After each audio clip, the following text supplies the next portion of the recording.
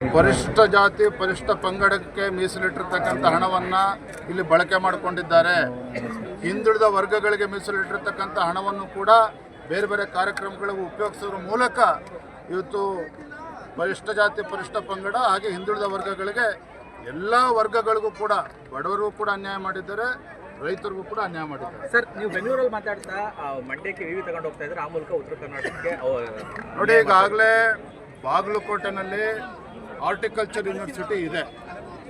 ಇವತ್ತು ಕಾಂಗ್ರೆಸ್ ಸರ್ಕಾರ ಇದೆ, ಚಲುವನಾರಾಯಣ ಸ್ವಾಮಿ ಅವರು ಮಂತ್ರಿಗಳಿದ್ದಾರೆ, ಅವರಿಗೆ ತಾಕತ್ತಿದ್ರೆ ಈ ಭಾಗಕ್ಕೆ ಇನ್ನೇನಾಗಬೇಕು ಅದನ್ನ ತಗೊಂಬರಲಿ. ಇವತ್ತು ಉತ್ತರ ಕರ್ನಾಟಕಕ್ಕೆ ಕೊಟ್ಟಿರ್ತಕ್ಕಂಥ ಯೂನಿವರ್ಸಿಟಿನ ಕಿತ್ಕೊಂಡು ಇಲ್ಲಿ ತರ್ತಕ್ಕಂಥ ಅವಶ್ಯಕತೆ ಇಲ್ಲ. ಅವ್ರು ಮತ್ತೊಂದು ಯೂನಿವರ್ಸಿಟಿ ಮಾಡಲಿ, ಆದರೆ ಅದನ್ನು ಬಿಟ್ಬಿಟ್ಟು ರಾಜಕಾರಣ ಮಾಡಬಾರ್ದು. ಈ ವಿಚಾರದಲ್ಲಿ ಕೃಷಿ ವಿವಿ ಅಂತ ಕೃಷಿ ವಿವಿ ಜೊತೆಲಿ ತೋಟಗಾರಿಕೆ ವಿವಿಯನ್ನು ಕೂಡ ತರ್ತಕ್ಕಂಥ ಒಂದು ಕುತಂತ್ರ ನಡೀತಾ ಇದೆ. ನಾನು ಹೇಳ್ತಕ್ಕಂಥದ್ದು ಇವತ್ತು ರಾಜ್ಯದಲ್ಲಿ ಮುಖ್ಯಮಂತ್ರಿಗಳು ಸಿದ್ದರಾಮಯ್ಯನವರು ಅಂತ ಹೇಳಿದ್ರೆ ಇಡೀ ರಾಜ್ಯದ ಮುಖ್ಯಮಂತ್ರಿಗಳವರು, ಚಲುವನಾರಾಯಣ ಸ್ವಾಮಿ ಸಚಿವರು ಅಂತ ಹೇಳಿದ್ರೆ ಇಡೀ ರಾಜ್ಯಕ್ಕೆ ಅವರು ಸಚಿವರು. ಹಾಗಾಗಿ ಎಲ್ಲೂ ಕೂಡ ತಾರತಮ್ಯ ಆಗಬಾರ್ದು.